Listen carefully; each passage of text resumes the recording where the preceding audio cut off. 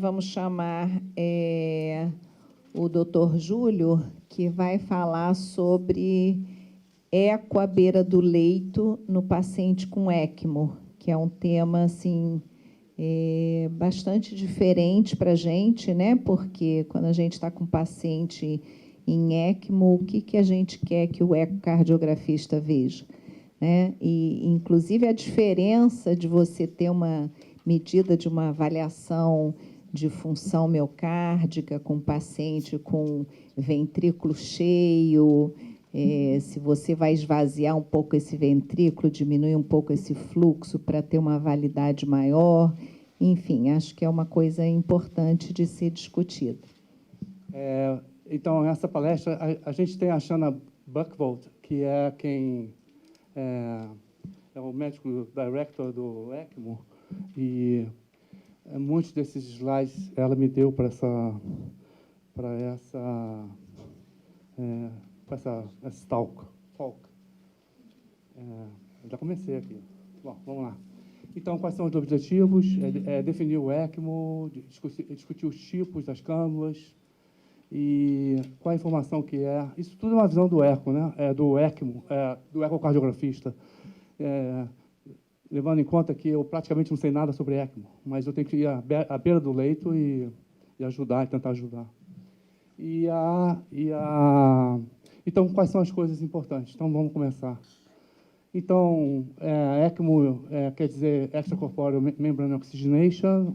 A ideia é dar oxigênio para os tecidos, e ele faz essa... aqui a gente tem essa... quando é reversível e quando o risco de morte é muito grande. Então, eu queria falar...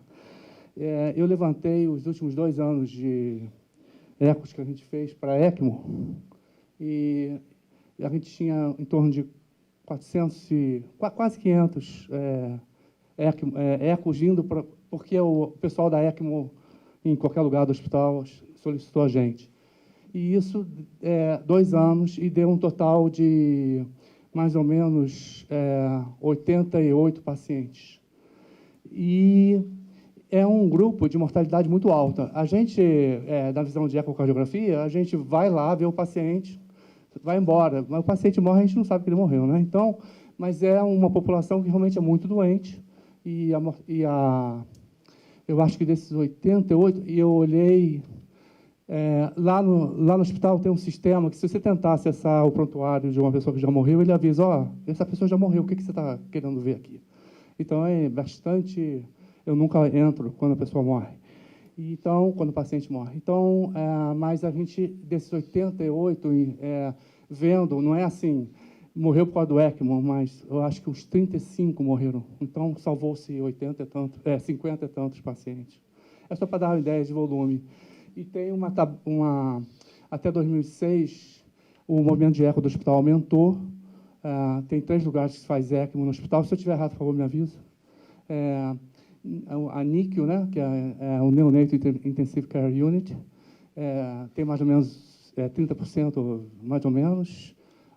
A PICU tem mais ou menos uns 20 a 25%, e a CICU tem mais ou menos metade. Isso faz sentido? De movimentos, de quantidade de ECMOs. E a gente tem na NICU muito ECMO, porque... tem a congenital diaphragmatic hernia. Então, tem muito ECMO por causa disso. E eles fazem tudo pelo paciente. Então, quais são os 2 tipos de ECMO? Né? Eu estou falando aqui, não sei se precisa... Mas é basicamente o veno arterial e o veno venoso, veia para veia. Aqui você está perfundindo o paciente e respirando para ele. Isso é um bypass do coração e do pulmão.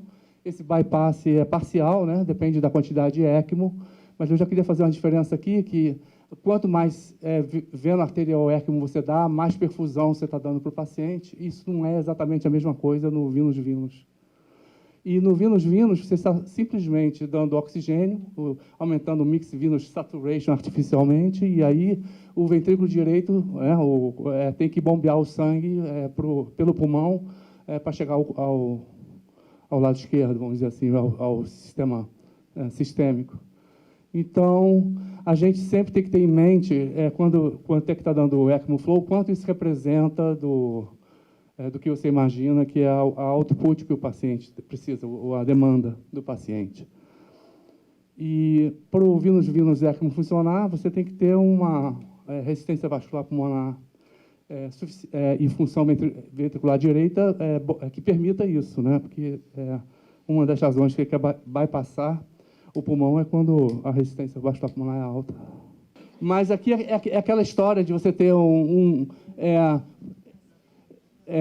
de um lado você está com a perna comprida, do outro lado a sua perna está curta, entendeu? Então, o mesmo problema a moeda do PVR alto, né, da resistência vascular pulmonar, você tem um lado direito grande e um lado esquerdo pequeno.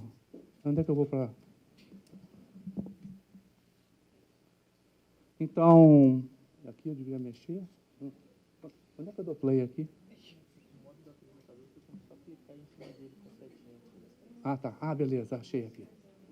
Então, isso aqui era para ficar tocando. Então, a gente tem então um ventrículo direito falindo, com um ventrículo esquerdo vazio, hiperdinâmico, não é um ventrículo esquerdo que não está bombeando, ele está tentando bombear porque ele não está vendo nada, e o lado direito com ciência tricúspide e tudo.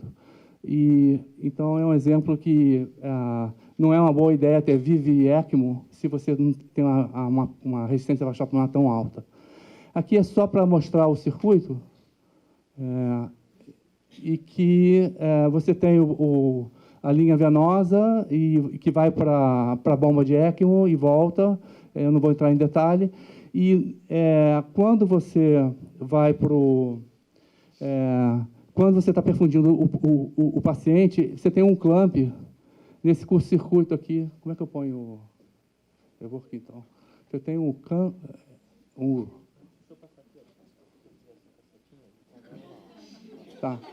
Tá bom. Então, esse clamp aqui está fazendo com que o circuito esteja separado, né? Ele vai para a bomba e volta para a bomba, ele vem do paciente e vai para a bomba. E aí, quando, por exemplo, você está fazendo o ECMO win, o que quer dizer, você está fazendo um challenge para diminuir o suporte para o paciente, ver se ele tolera, e nesse meio tempo não é o eco que está ajudando, esses parâmetros de lactato, parâmetros hemodinâmicos, etc. E aí chega um ponto que você tem que parar de bombear, para você quer fazer zero suporte, e aí, mas a bomba vai coagular. Então, eles fazem esse clamp, eles tiram o clamp daqui e põem, separam do paciente, e aí a bomba fica circulando para ela mesma. Então, é dessa maneira que eles fazem o zero ECMO sem coagular a bomba, imagino. E aí, antes de entrar no ECMO, você tem duas coisas que você está tentando ajudar quem vai canular. Que você quer ver a fisiologia, ver se a válvula aórtica é íntegra ou não. Você pode ter algum problema ali que pode ser causado pelo próprio jato da bomba de ECMO incidindo sobre a válvula, ou tem muita regurgitação aórtica. Você vê se é uma condição que é resolvível, avaliar a disfunção e tal. Então, tudo isso aqui é fisiologia, né? Se tem shunt, PFO, PDA, né? Que é o PCA. E também os problemas de canulação, se você tem uma persistência de veia cava superior esquerda sem bleeding vein, porque aí a sua cânula não vai no lugar certo, esse tipo de coisa. O lado do arco aórtico, porque a artéria carótida comum, que é a grossa, o tronco braquicefálico, que a gente chama em português, ele está do lado oposto do arco, e assim vai. Então, agora eu vou falar do veno arterial ECMO. E, então, aquela ideia que eu já mostrei ali, que você está bypassando o pulmão e o coração, e não é 100%, obviamente, vai depender de quanto fluxo você está dando. Então, o objetivo do ECMO é dar oxigênio para o corpo, e você tem alimentar os tecidos de oxigênio, que o próprio paciente... Então, ele tem dois componentes quando você está fazendo o ECMO. Ele tem um componente que é o que o paciente faz por ele mesmo e o que você está dando para o paciente. E esse componente, ele Depende também se você tem shanties, que podem desviar o fluxo que está sendo dado. E se você não tem shunt nenhum, então você reduz a matemática comum, que é o débito cardíaco e o conteúdo de oxigênio. Quanto ao acesso do ECMO, você tem um acesso direto, que é o peito aberto, né, o tórax aberto, e aí ele tem essa vantagem de ser rápido, tem o cirurgião está ali e já vai ressuscitando e já vai botando o ECMO. Eu não sei, não acho isso fácil, mas é o que ele... mas ele tem como desvantagem, isso é só para paciente já operado, né, que você tem um acesso ali direto, e você tem, os contras são a agressão que você faz para o paciente, que é infecção, sangramento e tudo. E aí você pode ir a canulação direta para o átrio, direta para a aorta, cabe ao cirurgião. No acesso remoto, vamos dizer assim, sem ser direto, você usa os acessos vasculares, que é o femoral e o cervical, e o femoral tem a vantagem de estar longe da cabeça e pescoço, tem menos risco de AVC, mas ele tem um problema, a gente usa muito pouco, ele tem esse problema porque não pode ser usado em criança, e também a cânula é longa, é mais fina, então ela limita a quantidade de sangue, e também tem um problema da oxigenação do coração e do cérebro, que está mais longe, vamos dizer assim. A cervical então, a preferida, a maioria das vezes que eu vejo é esse o acesso. E agora tem como... Então, ela tem a vantagem de poder dar mais fluxo, e também tem o problema de ter risco de AVC e também lesão da carótida com ligadura. Aqui a anatomia, botando a cânula dentro da carótida e saindo sangue da jugular. E aqui é um posicionamento de uma cânula de ECMO, chegando da aorta, chegando até a aorta pelo tronco braquicefálico. E, idealmente, a gente quer que ela fique não muito tão dentro como essa aqui está, porque você não quer que o jato bata ou machuque a curvatura interna da aorta. E tem a cânula dentro do átrio direito. Esse caso aqui, deixa eu ver, vamos botar, ver se eu tenho filme. Eu tenho. Então, esse aqui, a cânula dentro do átrio direito, ela está muito dentro, e você pode ver como ela está esbarrando ali Então, eu mostrei a via cava inferior, aqui é o diafragma, né? E aí você tem a cânula batendo aqui no assoalho do átrio e chupando o assoalho do átrio, tem problema de lesão e dificuldade do fluxo entrar na cânula. Então, depois que o paciente recebe a canulação, você quer checar as cânulas, se elas estão na posição que você pensa, lembrar que a posição do pescoço muda quão dentro ou quão fora a cânula está, e também ver se está naquele lugar que eu falei que o ideal é na junção da artéria braquicefálica com a aorta. Aquele exemplo que eu te dei era um pouquinho meio para dentro demais. E aí ver ventrículo, ver se tem shunt, esse tipo de coisa. Agora, voltando para... Bom, eu esqueci de falar, 3/4 do ECMO que a gente faz lá no hospital, baseado na informação de eco que eu levantei, e também na estatística que eu vi da Shannon, a base de 3/4 é VA-ECMO, né? Vino arterial. E, então, mais ou menos 1/4 é VV-ECMO. Aqui é só para ilustrar as cânulas, que você tem as cânulas atriais.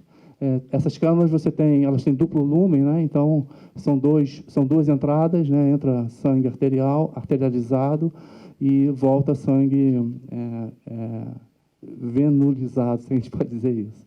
E ela pode ser curta, né? Que é a cânula atrial, ela tem a vantagem de você não ter menos chance de perfurar o coração. Ou ela pode ser longa, a bicaval, que ela tem a desvantagem de você tem que atravessar o coração para que a ponta da cânula vá até a cava inferior. Mas ela é mais eficiente e é a preferida. E aqui é para ilustrar como é que aquela cânula ela tem um lumen pequeno que entra a pressão fluxo oxigenado com alta pressão, e tem o resto do lúmen, ela é a drenagem do vínus. E aqui é um exemplo de uma cânula, no caso é atrial, não interessa qual que é, aqui é de novo atrial. Opa! Não diga isso para mim. Ah, porque eu cliquei na figura. Então eu vou para cá. Ok. E aqui está mostrando a fisiologia do problema. Por que a atrial não é eficiente? É porque você joga o sangue com oxigênio e recaptura ele, porque isso você está chupando o sangue no mesmo lugar que você está fornecendo o sangue. Então, você pode estar com fluxo de VV e ECMO e, mesmo assim, não está sendo eficiente. E aqui, então, comparando, você tem... Isso aqui está do lado de fora do paciente, isso aqui está entrando. Você tem uma parte aqui onde tem um furo, que deve ser colocado na altura da cava superior, da via cava superior. Esse furo aqui, você quer que seja posicionado para a válvula tricúspide. E aí tem um furo terminal e furos laterais, que é para chupar o sangue. Desculpa falar nesse termo chulo, mas é mais fácil. Enfatiza mais. Então, a fisiologia da cânula, ela vai, o sangue com oxigênio em direção à válvula tricúspide. Lembra que a válvula tricúspide fecha e abre. Na maioria no caso, é VV ECMO, então isso está acontecendo. Mas o fato é que você quer direcionar o sangue bom para dentro do ventrículo direito, e aí você é o fluxo efetivo que está indo através do pulmão para o coração. E aí você tem o sangue voltando. Mas mesmo essa cânula, ela pode ter recaptura do sangue. Então, por isso que você, para minimizar essa recaptura aqui e aqui, do sangue arterializado, é que você tenta direcionar o jato para a válvula tricúspide. Então, existe essa dissociação entre o fluxo da VV ECMO com a eficiência da sua oxigenação. Aqui é um esquema com essa cânula Baikei. Você vê que a ponta dela está abaixo do coração, ou seja, abaixo do diafragma. E aqui tentando mostrar como é importante. Eu sou disléxico até sei lá o que eu sou. Vamos lá. Não é possível localizar. Pronto. E aí... Então, aqui está um exemplo de uma cânula. Você pode ver que você pode, até por 2D eco aqui, você pode ver que tem um buraco aqui, está vendo? E aqui você tem um fluxo vindo aqui, ó, da cânula. Dependendo aqui você está com um NIQUIS. NIQUIS é o valor máximo de velocidade que a corpo pode detectar. Ele está um pouco sensível para velocidade pequena. Então, a gente está vendo o jato mais. E isso aqui devia andar. Eu venho para cá. Pronto, está andando. Aqui vai. Então, aí você tem a ponta da cânula dentro da cava inferior e você quer que ela passe as veias hepáticas. Por isso que é importante checar isso. Por isso que é importante você ter imagem na hora de botar. Na maioria das vezes, eu acho que é o próprio sonógrafo, porque eu nunca fui, eu mesmo, à beira do leito para ajudar alguém a botar a cânula. Então, acho que eles chamam o sonógrafo, porque eu particularmente, como médico, muitas vezes vai o sonógrafo e às vezes eles pedem, eu quero o médico do eco do lado do que a gente está fazendo. Então, eu nunca fui chamado para inserção. Mas aqui está um diagrama mostrando que se essa cânula bicable não vai na cava inferior, ela tem um comprimento suficiente para furar o coração e dar problema. 10 minutos já? Caraca, eu vou ter que correr, então. Então, aqui você tem um exemplo, vou mexer nele, porque não está conseguindo, em que essa cânula aqui, você está vendo? Ela está na válvula de Eustáquio. Então, ela não consegue entrar na capa inferior e está ali presa na válvula de Eustáquio. E, com isso, você tem que reposicionar a cânula, porque ela está, inclusive, obstruindo e está no lugar errado. Aqui é um exemplo em que a cânula está dentro do ato direito. Vocês não estão gravando, não, que eu falei, estou falando uma linguagem coloquial aqui, informal. Estamos, sim. Opa. Então, aqui você tem uma outra situação, que essa mesma cânula foi reposicionada, ela estava na válvula de Eustáquio, ela estava no ato direito, e agora ela está dentro de lá, da cava inferior. Pô, eu não dou uma dentro. Aqui. Bom, vamos lá. Aqui é outro exemplo em que ela está indo na hepática. Às vezes, a cânula está colocada na posição certa, mas o paciente tem que ser mobilizado no leito. Então, ele arqueia o corpo e aí o comprimento da cânula pode ficar crítico o suficiente para ele voltar e, quando ele volta à posição normal, a cânula entra no lugar errado. E aí ela está obliterada. Além de ela estar obliterada, ela praticamente não está pegando muito sangue aqui dentro da cava inferior. Então, esses são problemas que eles, às vezes, chamam, o paciente está bem e, de repente, ele tem essa falta de eficiência. Então, você está vendo aqui o fluxo e a porta de infusão no lugar errado, e você tem o fluxo da veia cava, e você já pode ver que aqui já está... Não vou entrar nesse detalhe, não, mais adiante eu entro. Aqui tem um outro exemplo de uma cava, Vem para cá, espera um instantinho. Pronto. Então, aqui você tem esses pontos aqui, é a cânula. E você vê que ela está ali dentro do recesso da válvula de Eustáquio. Então, agora ela foi reposicionada fora daquele lugar, mas ainda tem que ser botada dentro da cava inferior. Aqui você tem uma situação em que... isso aqui é o oposto do que a gente quer, em que você vê esse fluxo azul aí com essa seta vermelha. Tem um fluxo azul que está... Você vê que a outra seta azul está apontando para a válvula tricúspide. Vem um fluxo vermelho entrando na válvula tricúspide. Mas o fluxo que está vindo da cânula, que está infundindo com oxigênio, ele está indo para o septo atrial. Então, isso dá a chance de recapturar o fluxo com oxigênio pela própria cânula. Então, você está dando fluxo, mas não está sendo eficiente e está com dificuldade de oxigenar. Aqui é a posição que você queria, e aqui a infusão dentro da cava inferior. Aqui, de novo, mostrando que você quer que o fluxo seja lá, para a tricúspide. Então, quando você está fazendo o eco, a primeira informação que você quer saber é: você está lidando com que cânula é essa? Ela é atrial ou é bicava, bicával? Porque você não sabe, você pode ver a cânula numa posição, você acha que é normal porque está pensando que é atrial e não é. Então, quando você está agora indo para o que o eco faz, você está olhando os coágulos, a posição da cânula, se os ventrículos estão bem cheios ou estão vazios. Em situações que você está dando muito ECMO, você espera que os ventrículos estejam vazios. Às vezes acontece de você, o ventrículo esquerdo, o sangue chega no ventrículo esquerdo por algum retorno pulmonar, não interessa, principalmente na eco veno arterial, ainda continua um sangue chegando no ventrículo, e se ele não consegue esvaziar, ele vai se estendendo.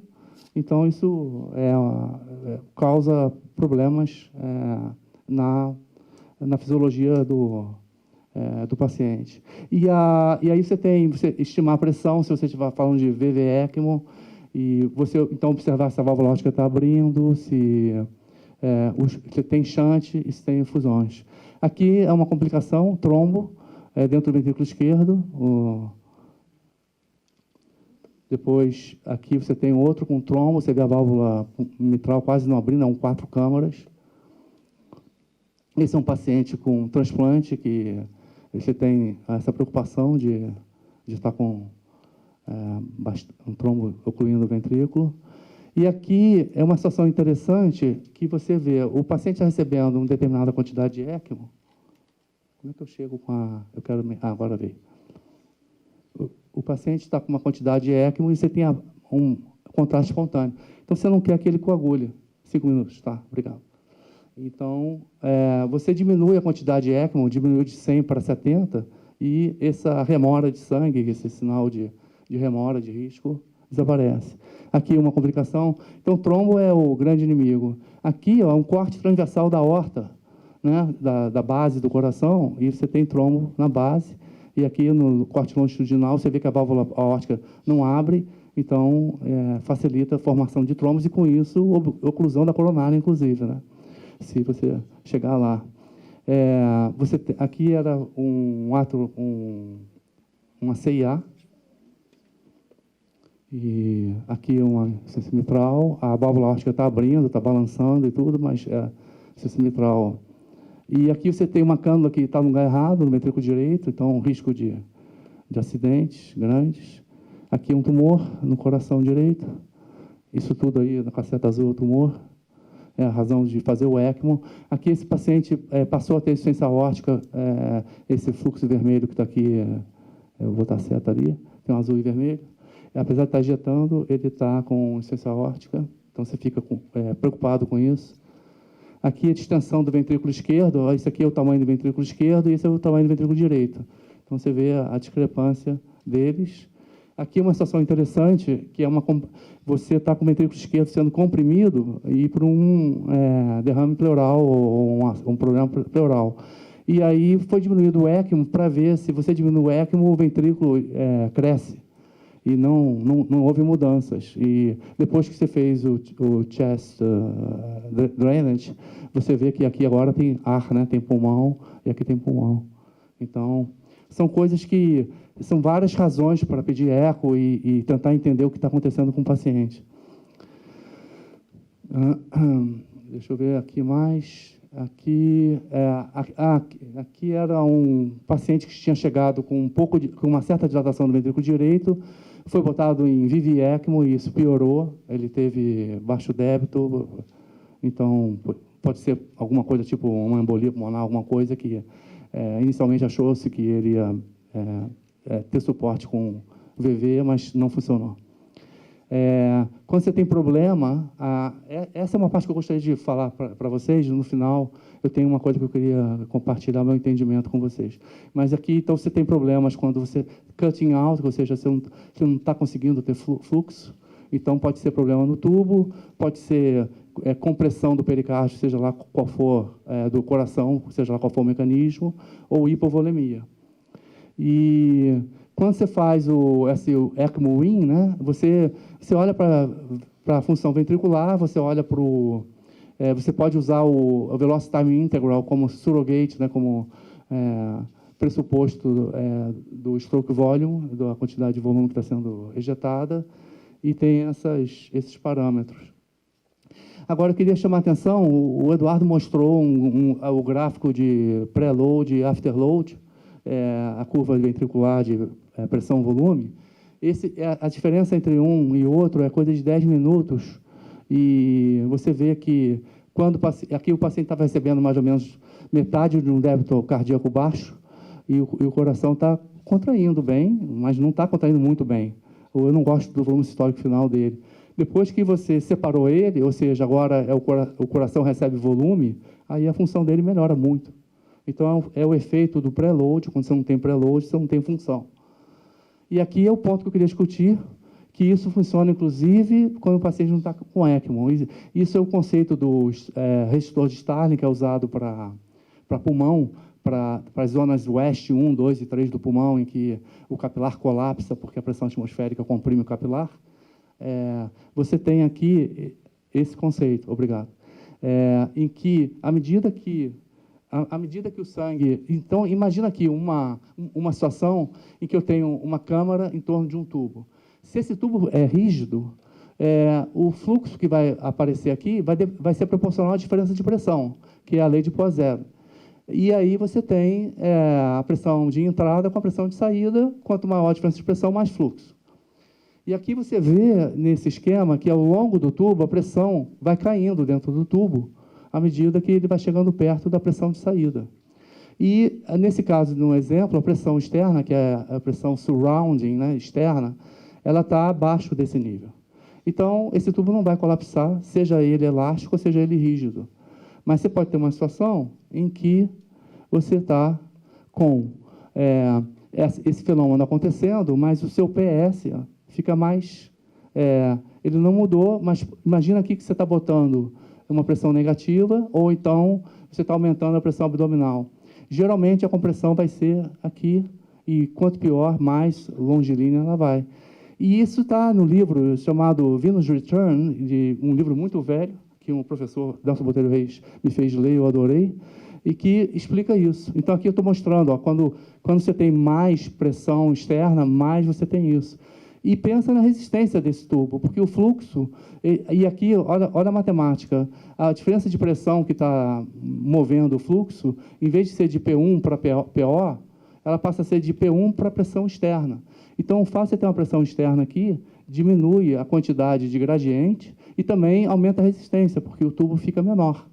Então, essa é a maneira que no livro ele explicava, fazendo coisas com cachorro, que eles chamam de Starling Resistors, que todas essas veias grandes funcionam assim. Então, aqui eu estou te dando um exemplo de eco, que tem a bomba de ECMO aqui, a cânula, e você vê a cava inferior, que ela tem um calibre, ela colapsa, e olha só como ela fica assim, ordenhando aqui, ó, tudo fazendo assim, sabe?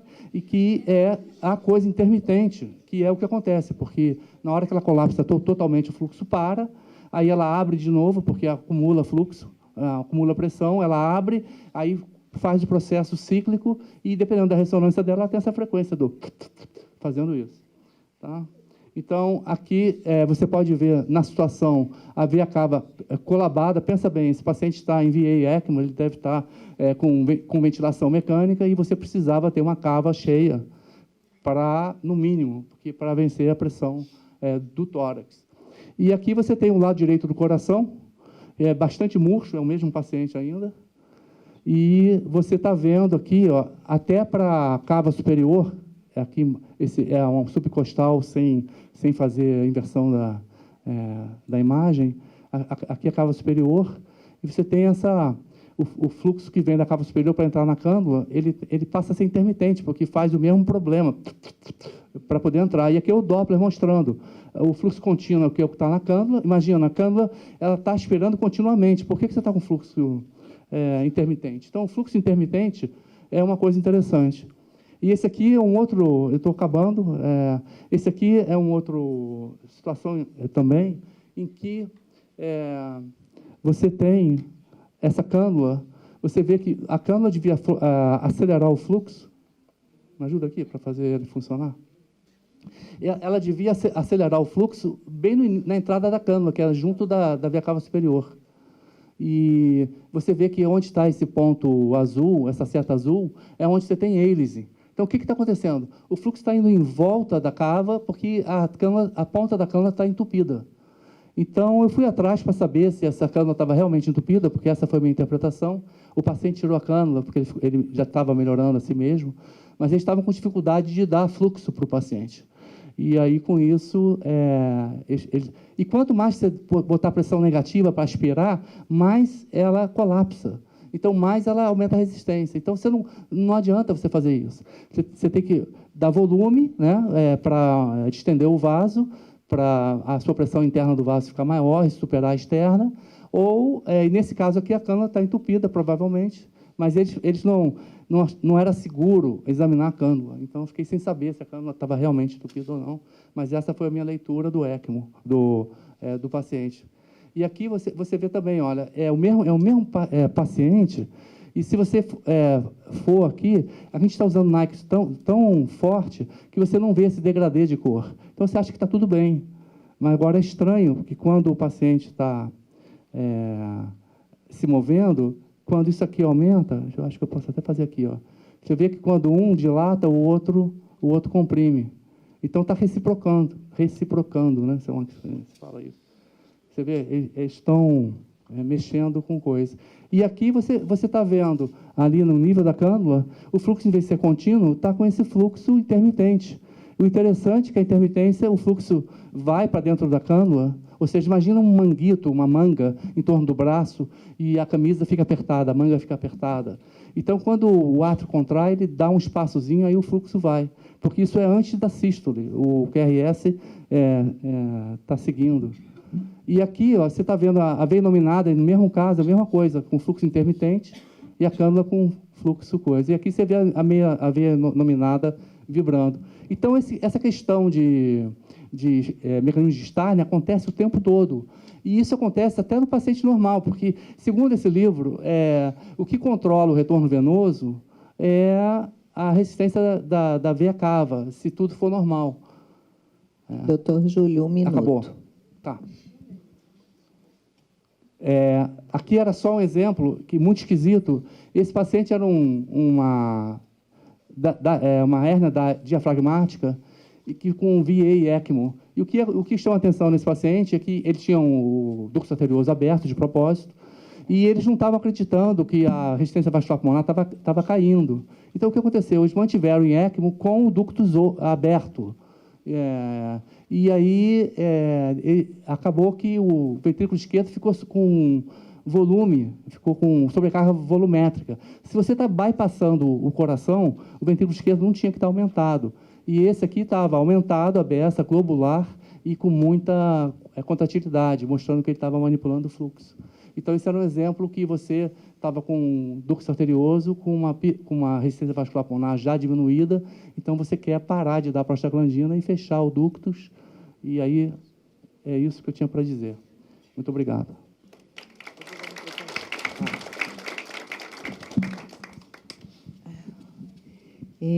Gostaria que o doutor Eduardo e o doutor Júlio viessem para a mesa para a gente começar as perguntas. Bom, gente, nós estamos aqui, então, com 2 temas bem interessantes, né? Eu queria saber se a plateia tem perguntas, se vocês querem começar a tirar as dúvidas de vocês, tanto sobre a síndrome do baixo débito cardíaco, quanto sobre o eco durante a ECMO. Pode. Vou dar o microfone para ele, vai ficar uns 15 minutos. Capaz disso. Não vou cortar. Eu só quero dizer que a ecografia no ECMO é fundamental. De facto, eu acho que um dos aspectos mais importantes é controlar as cânulas. Há quantidade de estudos que mostram que a radiografia pode dar dados que não são reais, que são falsos. De forma que, cada vez que se canula um doente, há que fazer uma ecografia. Isso é uma recomendação formal, porque a posição viciosa da cânula pode ocorrer, ainda que não haja uma expressão clínica nesse momento. E a outra coisa é que a ecografia tem que ser interpretada em função não só do doente, mas do entendimento da fisiologia do ECMO em si. O Júlio deu um exemplo. Quando se está a avaliar uma função, digamos, no ventrículo esquerdo, numa criança que está completamente descomprimida, a função vai sempre ser má, sempre. Se nós queremos ver se a criança está pronta em termos de ecografia para descanular, ou separar da ECMO, vamos ter que deixar que o fluxo passe através do coração para ter uma ideia evidente da função cardíaca, não é? Toda vez que, desculpa interromper, mas concordando contigo, toda vez que me perguntam, essa é a pergunta menos importante, porque se eu não tenho volume, eu não posso julgar a função. Exatamente. Então, pronto, isso é um exemplo da necessidade de entender a fisiologia da ecografia. E depois está também o aspecto das CIAs, se há que criar uma ou não, porque estamos a descomprimir o ventrículo direito, essencialmente, não é? Mas não necessariamente completamente o esquerdo. Então, segundo a fisiologia do doente e as necessidades, por vezes é necessário criar uma CIA. Bom, para aqueles que fazem ECMO sabem isso muito bem, aqueles que ainda não têm experiência é um aspecto importante, não é? Isto em crianças que começam a ter um pulmão branco, essencialmente porque não há uma drenagem completa do sangue que passa através do pulmão e que volta ao ventrículo esquerdo. E se por alguma razão há ainda sangue através do ventrículo esquerdo porque queremos, há que manter algum tipo de assistência com epinefrina para que esse ventrículo se mexa, porque senão vai ocorrer a situação que vimos de que se formam coágulos no lado esquerdo, não é?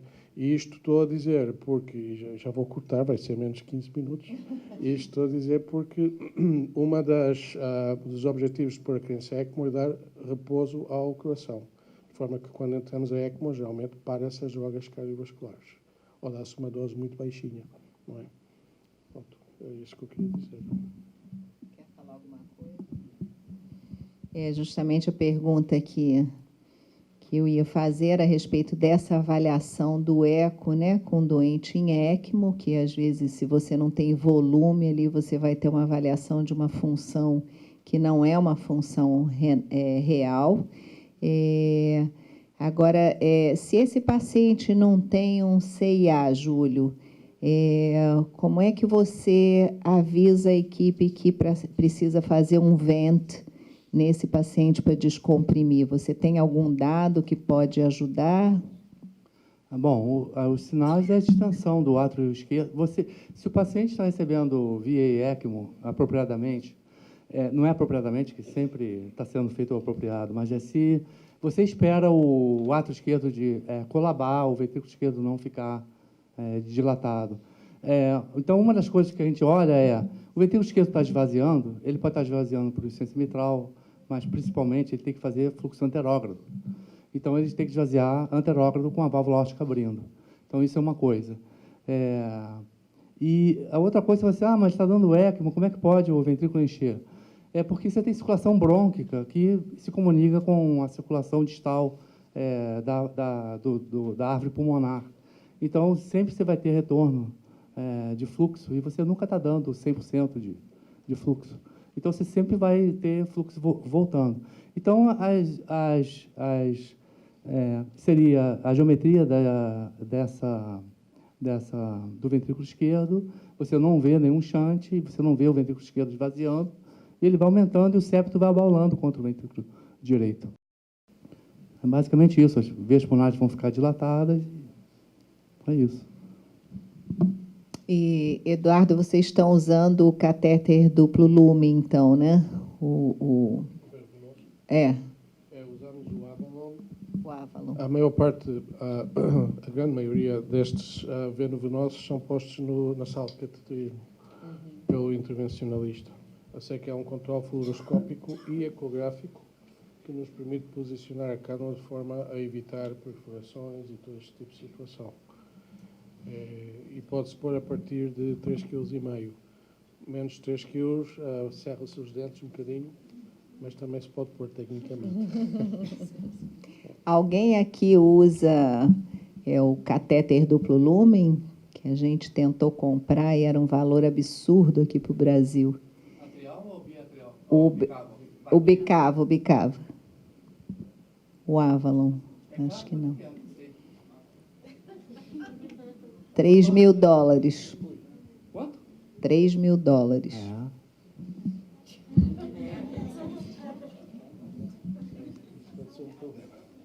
Isso é um problema para a gente, né?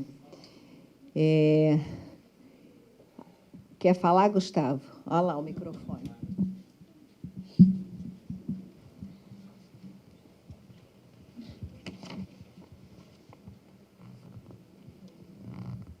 Só fazer um comentário aqui, que na verdade eu queria parabenizar o Eduardo pela palestra, e principalmente para dizer duas coisas que ele falou que são essenciais, que a gente tem muito problema quando a gente começa a montar qualquer serviço novo e qualquer serviço de cirurgia cardíaca, e principalmente de pós-operatório, que para as pessoas não se basearem na pressão, né? Então isso é fundamental, acho que é excepcional e quero parabenizar, porque realmente é um dos pontos que a gente tem mais dificuldade de fazer os intensivistas entenderem que não é se basear em pressão, mas se basear em perfusão, né? Então isso é excepcional.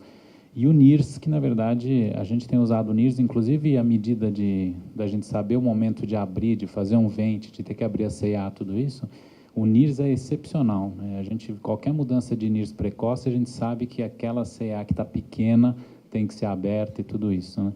Então, uma pergunta só, até para o Júlio, a gente usa muito o VTI à beira-leito, né, como avaliação de função, mas eu queria saber se existe alguma coisa em termos de perfusão tecidual ou de strain, que vocês estão usando já precocemente ou não para ECMO, porque a gente não tem nada ainda, a gente usa muito o VTI, e se vocês usam não só a monitorização do NIRS, mas a gente usa muito o NIRS junto com um eletroencefalo contínuo em todas as ECMOs.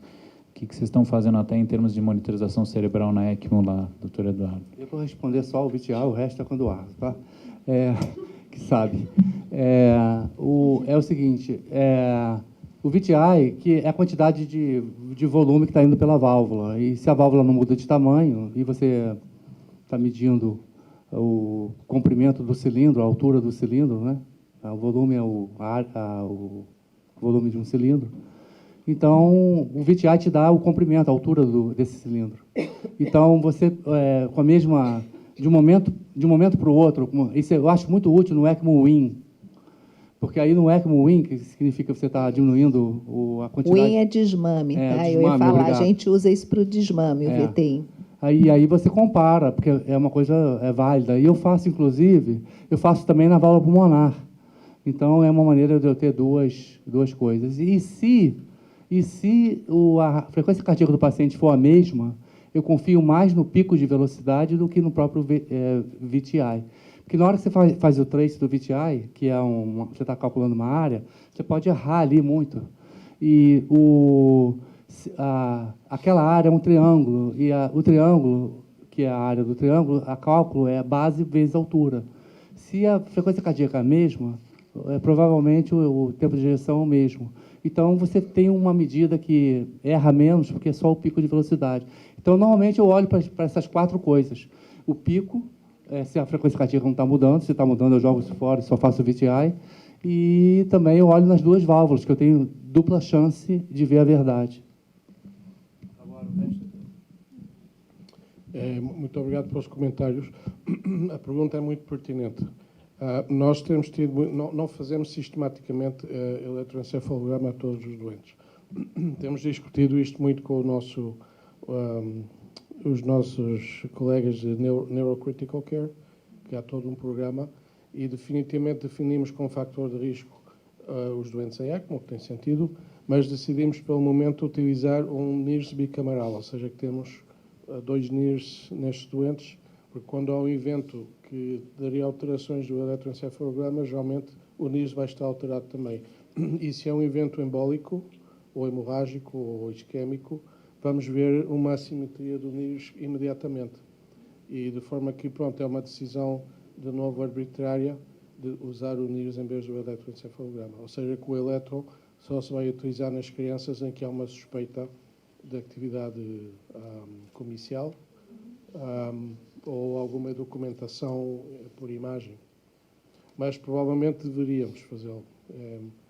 Para ser honesto, durante os últimos quase 3 décadas, passei até por fases onde tínhamos todas as crianças com 3 elétrodos na cabeça, sistematicamente, e não tenho a certeza que seja uma inversão, até do aspecto financeiro, que vale a pena. Mas, pronto, estou a ser o advogado do diabo.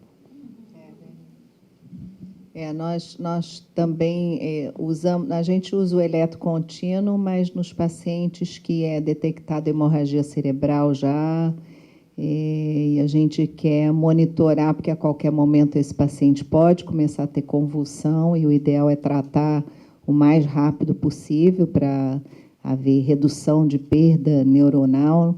Então, só nesses pacientes mesmo que a gente utiliza. Agora, eu queria fazer uma pergunta para o doutor Eduardo, porque a monitorização do débito cardíaco em pediatria passou por vários estágios, né? Se tentaram vários monitores, pelo próprio VTI, né? Pelo ultrassom, e tudo isso se mostrou falho, né? Por isso que o VTI também... Desculpa, é um método que a gente utiliza no desmame da ECMO, mas também nada é preciso no débito cardíaco, né? Nós usamos uma época bioimpedância, usamos termodiluição, o pico, né? Enfim, usamos... E tem trabalhos mostrando validação desses monitores, alguns deles, né, principalmente de termodiluição. O de ultrassom também não foi para frente. Então, a gente chega cada vez mais à conclusão que a medida de débito cardíaco na criança, principalmente a criança com ventrículo único, né, que é outra fisiologia, é totalmente... a gente tem uma impossibilidade de fazer essa medida de débito cardíaco. E achei muito interessante essa questão, a gente utiliza também essa questão de apertar o fígado. Achei bastante interessante essa de apertar os pulsos femorais, né, para conseguir aumentar a resistência e ter uma medida. Ou seja, nenhuma medida pode ser feita, pode ser interpretada de forma isolada. As pessoas olham a pressão, como o Gustavo falou, né, como uma medida, um goal, né, um objetivo, mas a gente tem que olhar a microperfusão, né, o lactato, a saturação venosa. E eu fiquei até surpresa de ver que o doutor Eduardo usa bastante Swan-Ganz, não é isso que você disse na sua... assim, eu vi usar muito Swan-Ganz em Boston, mas em caráter de fazer pesquisa. Qual é o objetivo de vocês, ou a facilidade? Começou com pesquisa e depois foi mais o hábito. E a maioria das doentes utilizava-se, sobretudo se havia risco de hipertensão pulmonar, em vez de usar o transtorácico, punhamos o Swan-Ganz. Na época tínhamos Swan-Ganz de 3 frentes, agora só temos 4, e pronto, os cirurgiões entraram nesse hábito. E resulta que em alguns doentes resultava muito útil, porque não só medíamos a pressão, mas podíamos fazer o débito cardíaco, as resistências e isto tudo. E aprendemos muitas coisas com isso, mas se eu tivesse que escolher alguma coisa que cortar no meu orçamento, para ser honesto, eu não deixaria de pôr a Swan-Ganz. Agora, no contexto do ECMO, de vez em quando se impomos, já quando o doente está em ECMO, porque sim pode ser muito útil para ajudar-nos. O gold standard, não é, para o débito cardíaco e resistências, segue sendo o Swan-Ganz. Nenhuma outra tecnologia, incluindo a análise de pulso, o pico, tudo isso, tem a mesma validez. Um problema que têm essas tecnologias é que estão baseadas em algoritmos de adultos, cuja a rigidez vascular é muito diferente da criança. E eu acho que é por isso que o flow track que nós estudamos mostrou que na criança de menos de 1 metro quadrado de superfície corporal não era válido, porque a criança de mais de 1 metro já tem mais semelhanças na rigidez vascular com o paciente adulto. Mas para dizer que não vale a pena desperdiçar dinheiro nessas técnicas que todos fizemos, eu pelo menos, fartei-me gastar dinheiro a comprar coisas que pareciam muito bonitas e tal, o Doppler esofágico e o Pico e o FICO e o Flow Track e tudo, todos muito contentes, o LIDCO e todas estas coisas, e depois chegámos à conclusão que não valia a pena. Eu acho que desse ponto de vista, ao fim e ao cabo, também menos acaba por ser mais hoje em dia. Se escolhemos tecnologias que são muito mais baratas e mais eficientes, como o SpO2, pelos dados atuais, e tendo o NIRS, que é um bom substituto, podemos ser muito eficientes.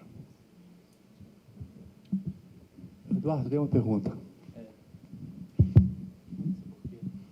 Alô? Essa manobra, você acha difícil fazer na beira do leito uma espécie de um Trendelenburg no paciente um pouquinho, para aumentar o retorno venoso? Eu digo isso porque, às vezes, você tem uma situação... Quer dizer, o fígado é uma esponja, quando você aperta, ele faz uma transfusão sanguínea, né, para o paciente. Mas, às vezes, tem uma situação em que você tem uma veia cava que está dilatada, mas ela não parece tensa. E pode ser uma venoplegia. E você apertar o fígado não vai ajudar. Isto foi uma forma simplificada de falar de simulação do que é que ocorreria se desse volume. Mas eu, por exemplo, nos bebés, e às vezes os residentes olham para mim como este criminal, o que eu faço é agarro nos pés e levanto. Não necessariamente apoio no fígado. Sim, não, isso é tudo... Há estratégias que se podem utilizar, por exemplo, enfim, pode-se puxar o conceito mais para lá, que é, no tempo em que fazíamos ventriculotomias muito grandes, na tetralogia de Fallot, não é? Que essas crianças eram um horror, não tinham praticamente, funcionavam como um fontão, o ventrículo direito, caput. Chegávamos ao ponto, já quando pareciam as crianças, uma bola, um pão de queijo, assim, redondinho, punhamos sacos de arena no abdômen, era uma coisa louca. Bom, estamos a falar dos 80, essas são só boas ideias. Mas o que eu quero dizer é que há muitas maneiras de evitar introduzir líquidos no corpo, porque a partir do momento que isso fazemos, temos a impressão que estamos a a falar com um amigo, mas esse amigo vai se transformar num inimigo rapidamente. Como se diz em inglês, o líquido é a friend and a foe. E eu tenho muito respeito ao líquido. E uma das grandes vantagens do vasopressina, de facto, volto a defender esta droga, é porque se relaciona com o líquido. Por exemplo, no estudo que fizemos nos Norwoods, que eram 30 e tal Norwoods, vimos que os outcomes eram melhores e utilizávamos a terceira parte de líquidos que nas crianças em que não usávamos vasopressina. É impressionante. De forma que, pronto, estas são isto graças a este tipo de estratégias clínicas que podem ajudar-nos a perceber o que é que fazer e o que é que não há que fazer. Não são específicas a 100%, temos que admitir, não é? Mas podem ser muito úteis para tomar decisões rápidas e dar prioridades a que tipo de intervenção é que se vai fazer nessa criança, não é? Isso é... Eu quero falar alguma coisa dessa vasopressina e do volume, porque, assim, lógico que todo CTI cardíaco a gente tem o objetivo de secar o paciente, né? Mas, às vezes, a gente vê alguns pacientes entrarem em insuficiência pré-renal por conta dessa insistência em a gente secar. Então, isso tudo tem que ser avaliado junto, porque um bebezinho, por exemplo, que vai para uma cirurgia de Norwood, a gente sabe que ele vai ter um extravasamento de líquido, até um Jatene, que faz uma SEC um pouquinho maior. A gente sabe que vai ter uma inflamação, extravasamento de líquido, e que esse paciente pode ficar hipotenso, e por falta de volume mesmo intravascular. Então, às vezes, se vai aumentando as drogas e se insistindo no diurético, e o paciente não urina e começa a ficar bastante oligúrico, até ficar anúrico, e vai se ver, ele está com balanço hídrico negativo, não muito negativo, mas a gente tolera nas primeiras 24, 36 horas um balanço positivo nesses pacientes, tá? Porque a gente raciocina que eles estão inflamando, então, nessas primeiras 36 horas, fazer um volume e olhar para o paciente, né? Não pode fazer no volume até ele ficar um Buda, como ele disse. Se você está vendo que seu paciente está sequinho, está respondendo a volume, responde com diurese, responde com queda de lactato, melhora a saturação venosa, a gente faz sim o líquido, mas é o que ele falou, não pode o bom... enfim, a gente tem que ter ali um meio termo também para não fazer líquido demais. Às vezes, a gente entra na fase que eu chamo de salvar o rim, né? Nós estamos com um paciente em pré-renal, já começando a ir para uma injúria renal, e, às vezes, a gente, mesmo sabendo que esse paciente vai ficar um pouco positivo, a gente investe naquele rim e faz alguns bolinhos de volume, de soroalbuminado a 5%, ou plasma light, com altas doses de Lasix em bolos, para ver se esse paciente abre o rim, principalmente se for um paciente que fez uma hemoglobinúria, alguma coisa que você quer lavar, tirar a hemoglobina daquele rim, para tentar evitar que esse paciente evolua para uma injúria renal verdadeira. Então, tem um momento do líquido que nem sempre o líquido é o vilão, mas, assim, a partir principalmente de 48 horas, não justifica mais você ficar fazendo volume para esse paciente. Ele já não está mais tão inflamado, e aí o uso da vasopressina, que a gente, aliás, inicia logo após no início do pós-operatório ou durante a cirurgia, o paciente já desce do centro cirúrgico com a vasopressina, que é uma droga que a gente também gosta de usar, né? Nos Estados Unidos, eles não usam noradrenalina. Aqui no Brasil, as terapias intensivas, principalmente gerais, usam noradrenalina baseado num conceito de adulto, né? Do CTI de adulto, e na criança não é uma coisa benéfica, no pós-operatório principalmente. Então, a vasopressina, ela diminui a quantidade de líquido, porque ela dá um balanço ali na circulação, E se evita usar noradrenalina nos serviços que ainda usam, né? Seria o ideal fazer essa troca e não usar mais noradrenalina e tentar dar um pouco menos de volume para o paciente, né? Eu estou certa que vocês não usam noradrenalina, né? Não, enfim, haverá casos de choque séptico, temos que combinar, mas... Porque, aliás, a vasopressina não só é um vasoconstritor periférico, mas também é um vasodilator coronário. E pelo menos no modelo animal, e isso é muito atrativo. E outra coisa que faz a vasopressina é sensibilizar os receptores aos inotrópicos. Não é? Isso está estudado também no adulto. E diminui os riscos de terceiro espaço, ou de capillary leak. E muito isto é modelo animal, não é? Não, mas é uma droga fascinante. Barata, velhota. Então ninguém presta muita atenção.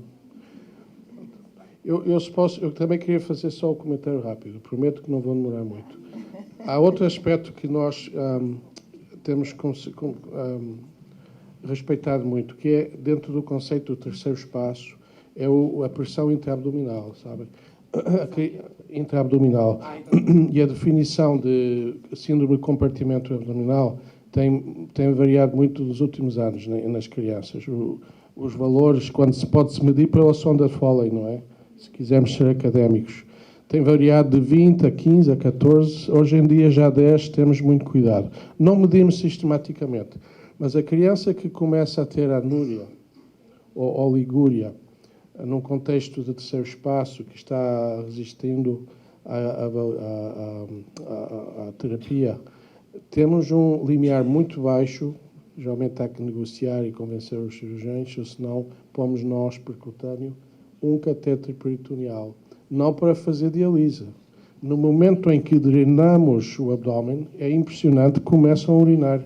E isso é porque há uma compressão da veia cava e um aumento da pós-carga estou a ver que fazem o mesmo. E uma compressão da pós-carga do rim, que é muito importante. Pronto, isto é uma intervenção que é relativamente... Bom, é invasiva, mas pode sempre ajudar muito. É uma boa intervenção. Além do líquido de sininas, né? Você estava falando. Resistor de Starling, que a pressão externa comprime. Exatamente. Uma pergunta para você. Posso fazer uma pergunta? Última pergunta. Não é nada rapidinho, pessoal. é boba. É uma pergunta boba. Quando é que você faz sangue em vez de volume? Como volume?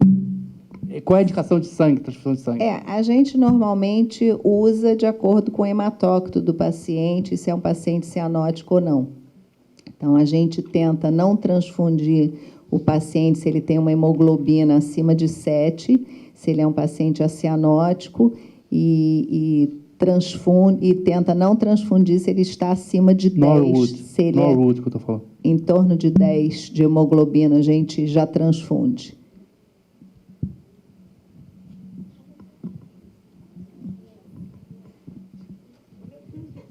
E você, Eduardo, você transfunde quando? Eu não me atrevi a dizer nada.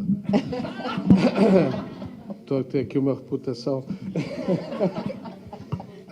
Não, eu acho, enfim... eu acho que todos estamos de acordo, a criança que não está bem, gostamos de ter hematócritos 40, 45, não é? Mas não tratamos o número, ou seja, se um Norwood, por exemplo, vai bem, tem boa circulação, boa distribuição e consumo de oxigênio, tem 35 de hematócrito, assim será. Não damos sangue sistematicamente só porque está em 35. Pronto, por razões que são óbvias, mas é provável que não tenhamos razão também nessa prática, mas preferimos não fazê-lo.